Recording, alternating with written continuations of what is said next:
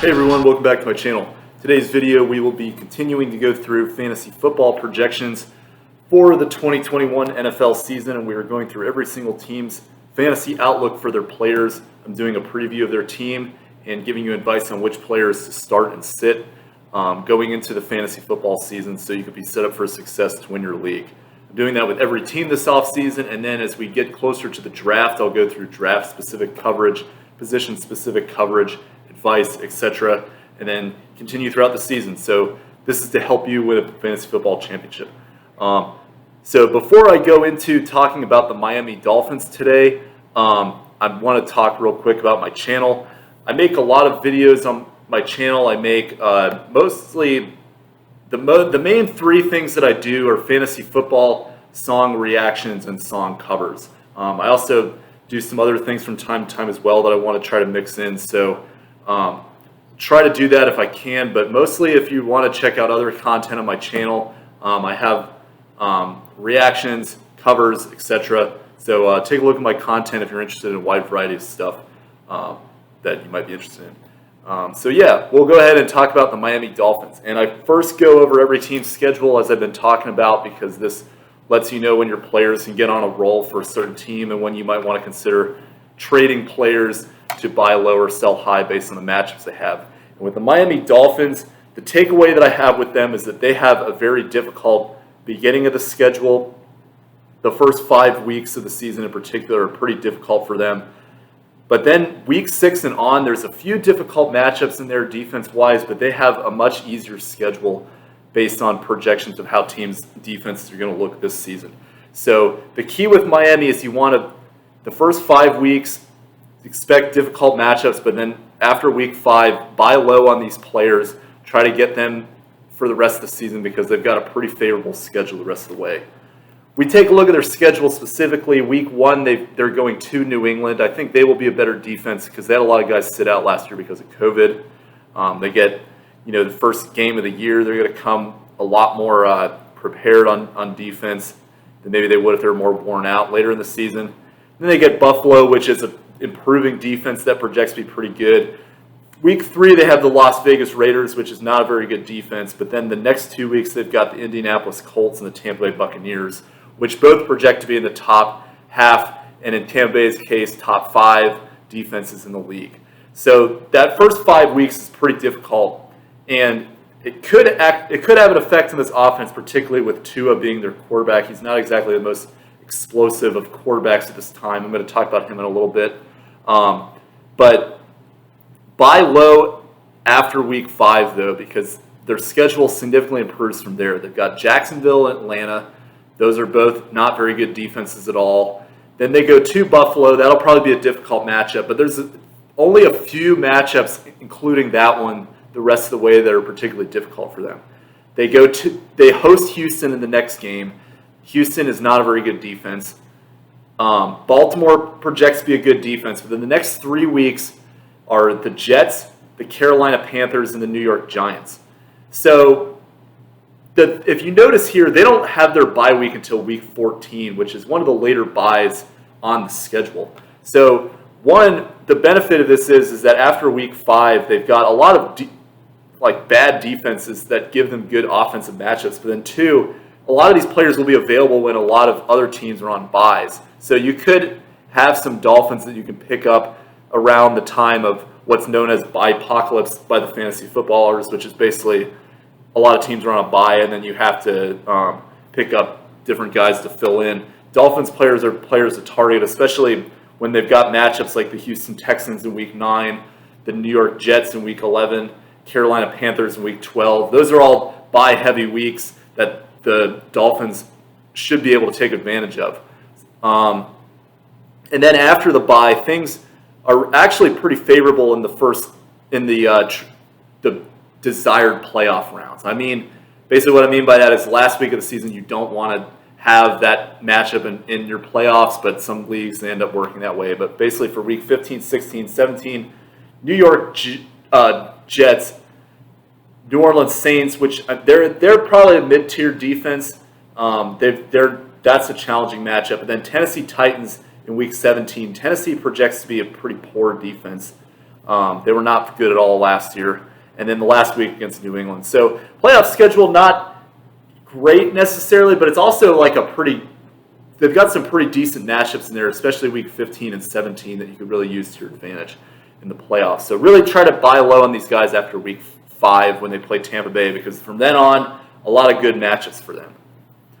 So now we'll go to the quarterback position, and we go to Tua Tagovailoa, who he's a very highly drafted rookie in 2020. A lot of people had high expectations for him, but he didn't exactly perform to expectation last year. We look specifically at his stats. He finished with 11 touchdowns, 1,814 yards, 5 interceptions, which tied for first, but he really didn't play that many games, and a QBR of 52.5, which was 26 among quarterbacks. So that's bottom half, bottom fourth. Not particularly good quarterback production there. But he only played in 9 games because he didn't start the season. They were switching between him and Ryan Fitzpatrick. Tua actually played relatively well at the beginning of the season. He had, his first 6 games of the season, he didn't have any interceptions. He had 6 touchdowns. He had more efficient games throwing the ball. For instance, against Arizona, they won 34-31. He had 2 touchdowns, 20 of 28 for 248 yards. And he also had 7 rushes for 35 yards, which was his high for rushing on the season. So against Arizona, he played very well. But then there were some other games later on the season where he played particularly poorly. Most noticeably, the last 2 games of the season. Against Las Vegas, he had 17 completions, but only had 94 yards, which is just not getting it done. And he was pulled in that game for Ryan Fitzpatrick. Fitzpatrick was injured for that last game of the season, though, and was unavailable against the Bills. So Tua had to carry the load in that game. And in a game where he set his career high in completions because they had to throw so much because they were behind. But 1 touchdown and 3 interceptions, including a pick 6. So the last 2 games of the season, he particularly played poorly. But then, particularly over the last 4 games, his performance significantly dipped from there. And you could say that might be an issue with confidence of, they were bringing in Ryan Fitzpatrick, and maybe he wasn't sure his job was his, and they're making a playoff push, and they're not sure if the team really trusts him or if they would rather have Fitzmagic running the show or something like that. But the other thing that is more concerning, which might be more likely actually, is that they did a better job scouting of him now that they had films and defenses figured out how to guard him. So that's the thing that's concerning to me, especially since one of the defenses they were playing was Las Vegas, which is not exactly a world beater in terms of being a great defensive team. They're one of the worst last year. So, what does this mean for Tua? At this time, I'm not particularly worried about him being a bust necessarily, because if you look at a lot of quarterbacks have started poorly in their first season or just simply weren't given the keys. You look at some great players like Ben Roethlisberger. Ben Roethlisberger was a good example of that. Tom Brady to a degree too. Those are quarterbacks. They were in systems where they had great defensive teams. Miami Dolphins projected to be another great defensive team.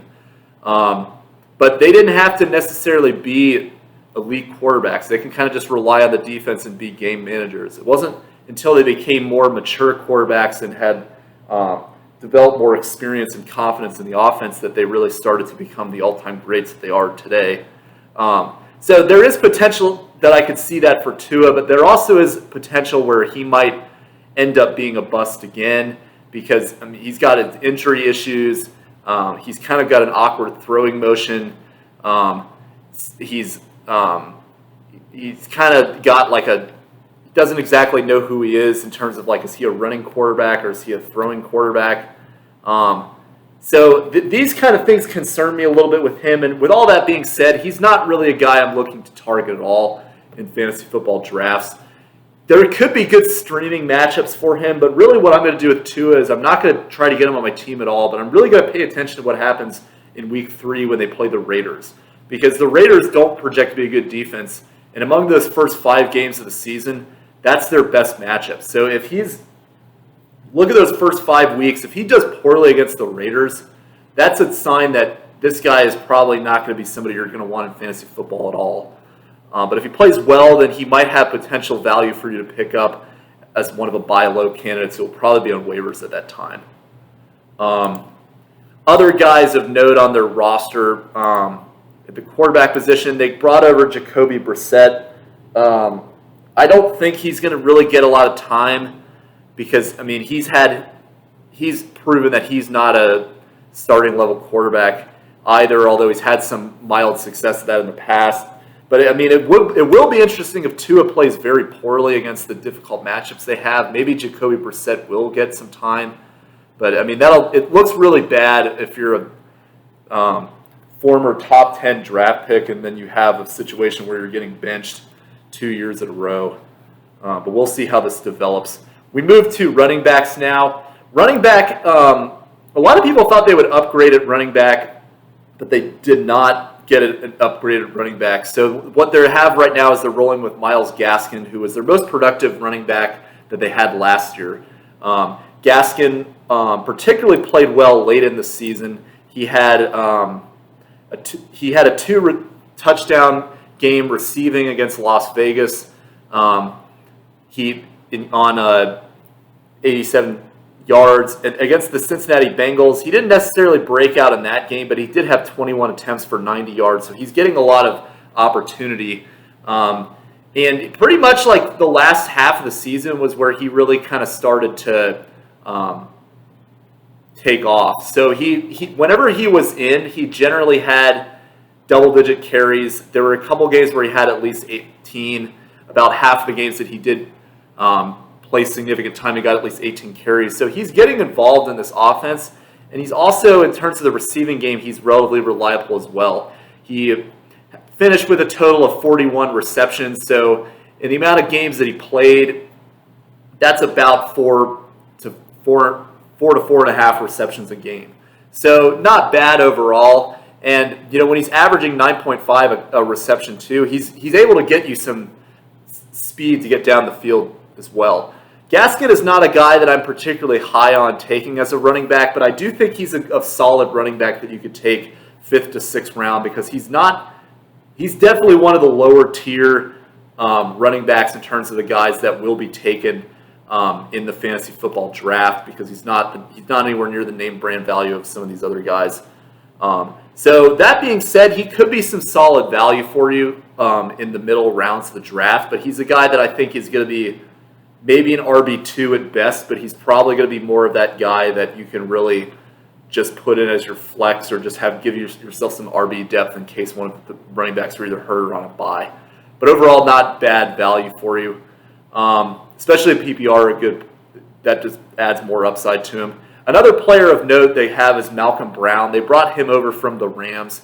Malcolm Brown was more of a touchdown or bust kind of guy. He's not really much of a receiving threat in terms of PPR, but he did have a pretty productive 2019 as a guy who was able to pound the ball into the end zone. Particularly at the beginning of the season, he started off particularly well.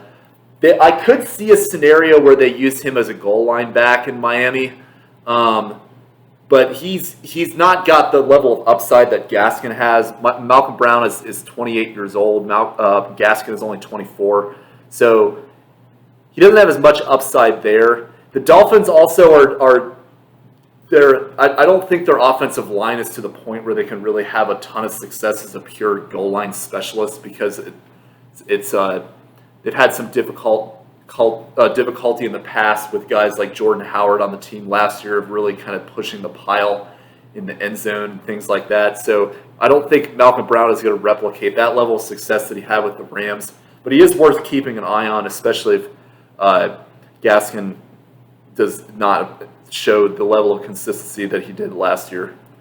Also of note, Salvon Ahmed was another running back that was mildly productive at times last year. He actually averaged more yards per carry than Gaskin, averaged 4.3 compared to Gaskin's 4.1. But he only played 6 games because he battled injuries a lot. So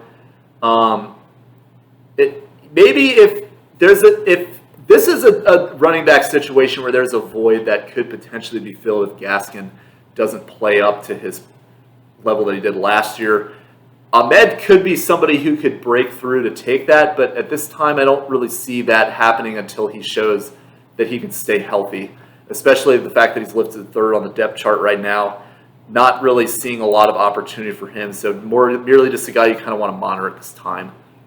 And then other players of note, so they drafted out of Cincinnati in the 7th round a rookie running back by the name of Gerrid Doaks. Doaks, I think, again, he's not going to have a lot of opportunity, but if these running backs do not stand out, he's a rookie that might have potential to step up and fill this void because this team needs a elite running back. Maybe Doaks could fill that, but again, 7th round talent, I'm not super optimistic about that at this time, but worth keeping an eye on. So we move to wide receivers, and this is an interesting topic here. So the number 1 receiver on the Miami Dolphins is DaVante Parker. Parker had a great 2019. He was the number 10 wide receiver in PPR formats. Had a lot of success under in 2019 with Fitzpatrick. So there's hope that they can still kind of replicate that again. So the key, though, with DaVante Parker is that he did not play very well last year. He was only the top 40 receivers. But when he did have good games, he was effective. So Parker has almost always been a guy throughout his career who's very up and down. 2019 was kind of the exception to that. So to me, seeing that his 2020 season, especially now that was not great, especially now that that season was a lot of Tua. Now you're going to get preferably full-time Tua. I'm not very optimistic about DaVante Parker replicating the year that he had in 2019. So I would personally stay away from him. That's just me. The one that I do like a little more is Will Fuller. And Will Fuller came over from the Houston Texans. Will Fuller, to me, has elite level talent, but he's a guy that has trouble staying healthy.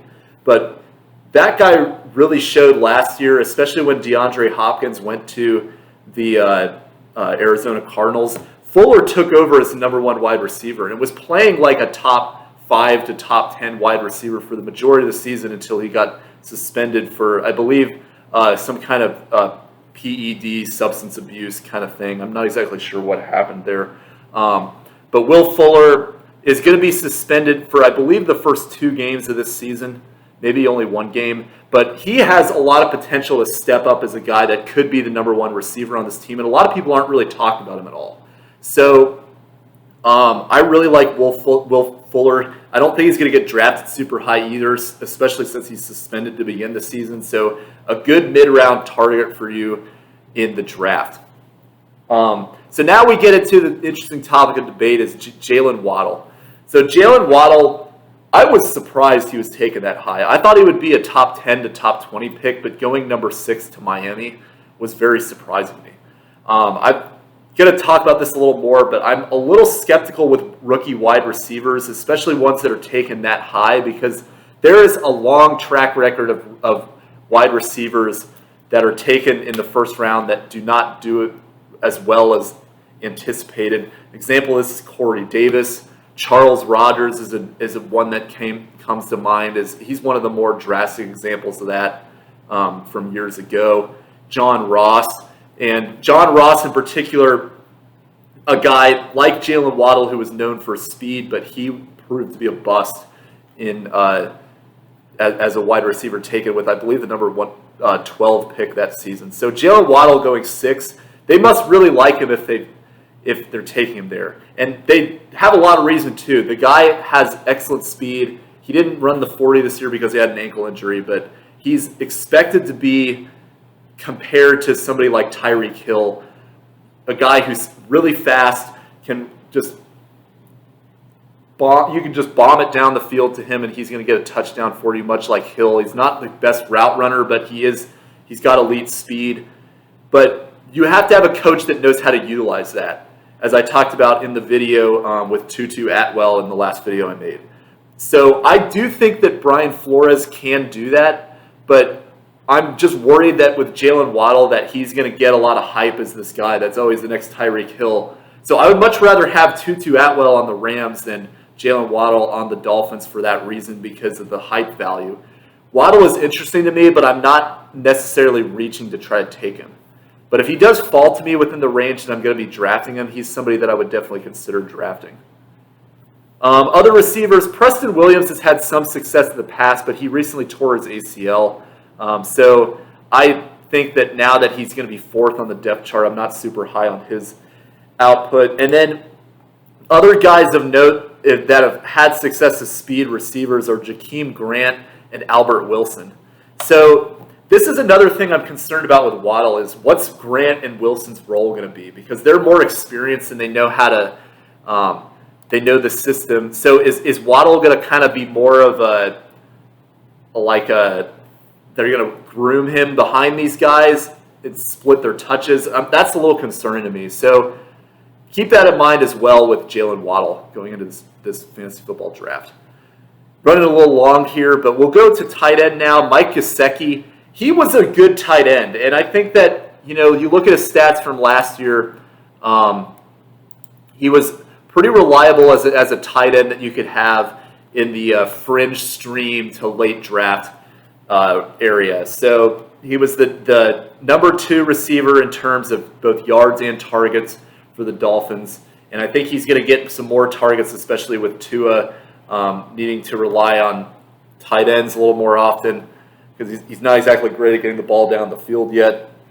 But Gesicki had 53 receptions, 6 touchdowns, and 13.3 yards per catch on 703 yards. So Gesicki is sometimes up and down. That's the only thing I don't really like about him, but he has some elite potential that he can give you at times. So definitely a stream-worthy candidate, and definitely a guy that's you would consider drafting late in the draft if you decide to go the route to take a tight end late. Defense, real quick. So this, I think, will be a very good defense. I suspect the Dolphins will be a top 5 defense. I think people are kind of realizing that, though, so the Dolphins might be in a position where they're going to be one of the first defenses taken in the draft. As I talk about a lot, I don't take defenses generally. I try to target defenses right around the second to last round, and then you could stream to get a good defense. But the Dolphins might be in a position where I could argue for reaching up a round or two to draft them.